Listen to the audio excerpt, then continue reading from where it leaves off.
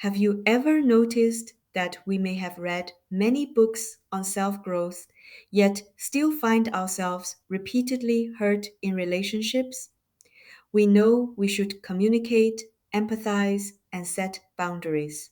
But when real life hits, we still can't help but control, avoid, compare, please others, or suddenly blow up. Maybe the problem isn't that we're not trying hard enough. Maybe it's that we haven't truly understood what is hidden behind human behavior. Hello, everyone. I'm Manya. Welcome to Life Wisdom. Today, I'd like to talk with you about a classic work in psychology, Alfred Adler's Understanding Human Nature. This book was first published in 1927 and was based on a series of lectures Adler gave to the general public at the People's Institute in Vienna. It is not a book written only for psychologists. It is written for anyone who wants to better understand themselves, understand others, and understand relationships. Adler had a very important idea. Much of human suffering comes not only from events themselves, but from how we understand ourselves, how we understand others, and the behavioral patterns we develop within relationships. Why do some people always want to control? Why do some people habitually please others? Why do some people avoid conflict the moment it appears? Why do we long for intimacy, yet keep pushing relationships away? The book Understanding Human Nature is like a lamp. It helps us see the goals behind behavior, the longing behind inferiority, the needs behind emotions, and the wounds in relationships that are not easy to put into words. In today's episode, I'll take you through Adler's Understanding Human Nature from 7 perspectives, and we'll explore how we can slowly move out of relationship patterns that repeatedly hurt us and return to a life that is more mature, more free, and more deeply connected. The first perspective, don't rush to judge. First, see the goal behind someone's behavior. Adler points out that on a deeper level, human behavior often moves toward a certain goal. This sounds simple, but it can change the way we see other people. For example, someone may complain all the time. On the surface, they seem to be expressing dissatisfaction. But deep down, their goal may not be to solve the problem, but to gain attention. Someone may always say, I can't do it.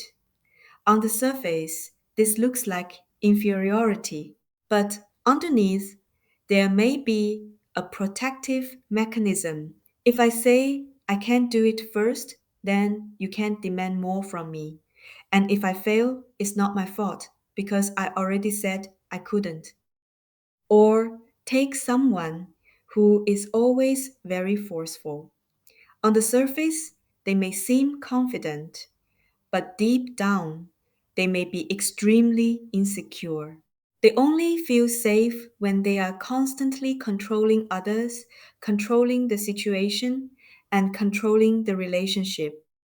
So, understanding human nature is not about labeling people. It is about asking a few more questions. Why does this person need to act this way? What are they trying to avoid by doing this? What are they trying to gain? In modern life, we often only look at the surface. When someone is cold, we say they are rude. When someone is sensitive, we say they are too fragile. When someone is competitive, we say they are too ambitious. When someone is afraid to speak up, we say they have no opinions of their own. But Adler invites us to look one layer deeper. Coldness may be a fear of being hurt. Sensitivity may come from years of not being understood. Competitiveness may come from deep inferiority. Not daring to express oneself may come from a childhood where expression was constantly denied. Of course, understanding does not mean indulgence. Truly mature understanding means seeing the psychological roots behind behavior, because only when we see those roots do we have the possibility of change. The second perspective: every one of us lives with some sense of inferiority. When Adler talks about inferiority, he does not only mean, I think I'm not good enough. He is talking about a shared human condition. We are born weak. We need to depend on others. We need to learn language, rules, and cooperation. And we need to move from helplessness toward capability. So, a sense of inferiority is not necessarily a bad thing. It can even be the starting point of growth. A child cannot yet walk, so they keep trying to stand.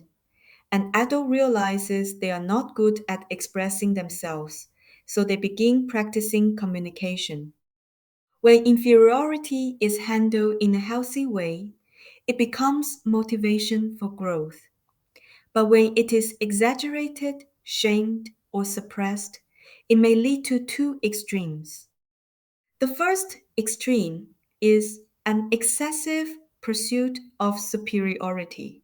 People like this often carry certain sentences inside. I must be stronger than others. I cannot lose. I must prove that I have value. They may look hardworking, excellent, and ambitious, but inside they may be extremely tense. They are not really living. They are in a constant, invisible exam. The second extreme is avoiding the tasks of life. People like this also often carry certain sentences inside. I can't do it anyway. If I don't try, I won't fail. It's all because of the environment. It's all because of other people. They may seem to have no ambition, but in reality, they are protecting their self esteem. As long as they never truly commit, they do not have to face real evaluation. As long as they stay forever in the preparation stage, they never truly fail. Adler reminds us that experience itself does not automatically make a person more mature. The key lies in how we interpret our experiences. Faced with the same failure, one person may say, I learned a method. Another may say, see, I really can't do it. Another may say, everyone is targeting me. Another may say, I will never try again. So, what truly changes a life is not simply having more experiences, but changing the way we interpret those experiences. If a person always interprets failure as, I am not worthy, they will become more and more withdrawn. If a person interprets failure as, this method didn't work this time, then there is still room to adjust. You cannot change the past, but you can reinterpret the past. You cannot control every external environment, but you can practice changing the way you understand the world. The third perspective: no one can exist completely apart from others. Adler believed that human beings do not exist in isolation. We must understand people as social beings. This idea is especially important today. Modern society places great emphasis on independence, self realization, and personal choice. In both Eastern and Western cultures, we increasingly value becoming ourselves. Of course, this is important, but At the same time, many people are becoming lonelier and lonelier. We have our own rooms, phones, and social media accounts, yet we are increasingly likely to live on a psychological island that belongs only to ourselves. Adler said, a person's social life comes before their individual life. No one can exist completely apart from others. From the moment we are born, we live in relationships, parent child relationships, peer relationships, intimate relationships, work relationships, and social relationships. How a person understands themselves often comes from how they have been responded to by others. Therefore, Adler proposed a very central concept, social interest, which can also be understood as a sense of community. It is not simply social skill, nor is it pleasing others. It is a deeper attitude toward life. I know that I am connected to others. I am willing to cooperate instead of only wanting to win. I can see another person's situation instead of only seeing my own grievances.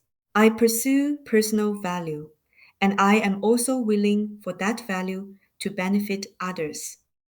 Adler reminds us that truly stable self esteem comes from contributing to the community. It is not, I am stronger than someone else, but my existence has made things a little better. If you only want to prove yourself, you will be afraid of cooperation because cooperation means others also have value. Only when a person wants to contribute value will they be more willing to learn, collaborate, take responsibility, and communicate. Maturity means shifting from will I lose face? Will I look bad? To how can the problem be solved? Adler said, without cultivating a deep partnership with others, and without practicing the art of being human, no one can grow into a healthy person. Many psychological struggles are not essentially caused by a lack of ability, but by a distorted way of viewing relationships.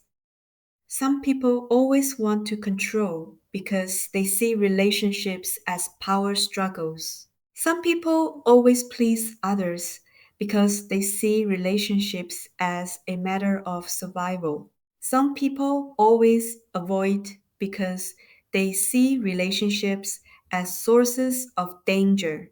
Some people always compare because they see relationships as ranking systems. A mature person, however, slowly transforms relationships from who is above and who is below into how can we cooperate. This is especially important in intimate relationships. Many couples argue on the surface about who should wash the dishes or whose attitude is bad. But deep down, they are actually asking, do you value me? Am I important to you? Am I safe in this relationship? If we only fight to win on the surface, the relationship will grow colder and colder. But if we can hear the needs underneath, conflict may become an entrance into understanding.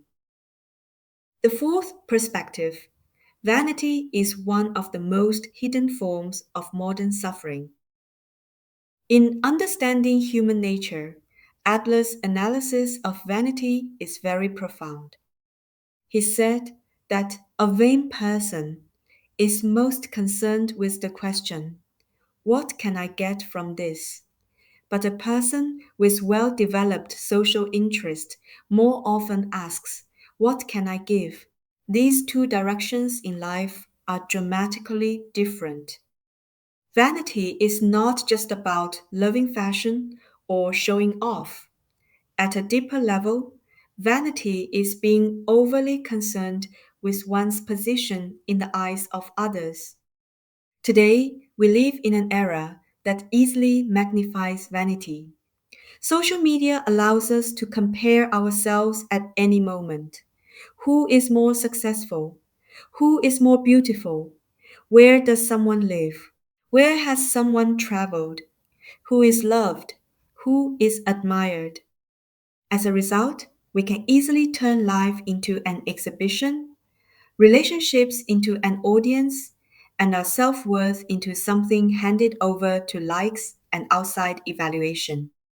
Adler reminds us that the greatest danger of vanity is this: sooner or later, it causes the individual to lose touch with reality. Because a vain person lives in impression management, not in reality. They do something not because they love it, but because what will others think? They choose a relationship not because of intimacy, but because does it look respectable? They work hard not because they want to create value, but because I cannot lose to others. Vanity also has a more hidden form, which we might call victim style superiority. Some people constantly emphasize how miserable, unfortunate, and betrayed they are. On the surface, they seem very humble, but deep down, they may be saying, "You all owe me." The reason I didn't succeed is not that I didn't work hard, but that fate is too unfair. I cannot change because I am a victim. Adler was not denying pain. He was absolutely not saying that trauma does not exist, nor that environment does not matter. On the contrary, he placed great importance on childhood, family, and social environment. But he reminds us pain can also be used as a way to avoid responsibility. If we remain forever in the position of a victim, we will lose the possibility of change. After acknowledging trauma, the important question is: how am I prepared to continue living? Am I willing to take back the power to interpret and the power to act? If you also want to join me in using psychology to understand yourself and your relationships more gently, feel free to subscribe to this channel first. That way, you won't miss the next episode when it comes out. The fifth perspective: emotions are not the problem, the needs behind them are the key. Adler believed that emotions are not completely random outbursts. Many times, emotions also have a goal. For example, someone may suddenly lose their temper during communication. If every time they explode in anger, others become silent, back down, or satisfy their demands, then their psychological system will remember this works. Adler was not asking us to suppress emotions. Instead, he invited us to understand emotions. The next time an emotion rises, you can ask yourself three questions. 1. What am I afraid of losing? 2. How do I hope others will treat me because of this? 3. If I don't use this emotion, how else can I express my need? Behind anger, there may be, I need to be respected. Behind sadness, there may be, I need to be seen. Behind anxiety, there may be, I'm afraid that if I fail, I will lose my value.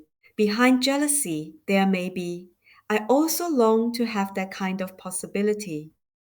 When we can translate emotions into needs, relationships begin to have a turning point. The sixth perspective: childhood is important, but it is not the end point of destiny. The book Understanding Human Nature places great importance on childhood. Adler believed that many people's life patterns are formed early in life. How a child is treated and how they understand love, power, competition, and failure will influence their relationship patterns in adulthood. A child who is treated too harshly may come to see the world as an enemy. A child who is overly spoiled may think the whole world should revolve around them. A child who is neglected for a long time may spend their whole life looking for validation. A child who is constantly compared may turn life into a competition. But Adler was not a fatalist. He did not believe that childhood determines everything. He believed that as long as self knowledge and self criticism remain alive, the results of experience can gain entirely new value. We cannot change what happened in the past, but we can change our understanding of the past, and we can decide how we will act starting today. The seventh perspective: true freedom begins when we step out of the power game. Adler once quoted a sentence in the book: "Only freedom can produce great people, while coercion only kills and destroys them." The freedom here is not only external freedom, but also inner freedom. When you no longer have to defeat everyone, you are free. When you no longer need everyone's approval, you are free. When you can sincerely express your needs and respect other people's boundaries, you are free. Adler believed that people can understand themselves, adjust their goals, and develop social interest. He also reminds us the science of human nature should drive us toward humility, because understanding people is not for controlling them, exposing them, or judging them. It is for helping ourselves and others live better. Finally, I'd like to leave you with a small exercise. Starting today, for 3 consecutive days, ask yourself 2 questions every night. 1. At what moment today did I especially want to prove myself? 2. What small thing did I do today that was beneficial to another person, to a relationship, or to the community? It does not have to be something grand. It might simply be listening carefully until someone finishes a sentence. It might be pausing for 3 seconds when you want to fight back. It might be admitting, "I also have responsibility in this matter." It might be choosing not to punish someone with silent treatment. It might be seriously completing a small task that no one sees. There's an old saying: "It is more blessed to give than to receive." When we only seek recognition, we become more and more lacking. But when we begin to contribute, connect, and cooperate, we are more likely to gain a stable sense of value. So, starting today, slowly bring life back from a power competition into real connection. Start with one moment of not judging. Start with one sincere expression. Start with one act of cooperation instead of rivalry. Thanks for listening. If you enjoyed today's content, please like, subscribe, and share it with a friend who may be feeling confused in their relationships. After listening to this episode, which point resonated with you the most? Feel free to let me know in the comments. I'm Manya. See you next time.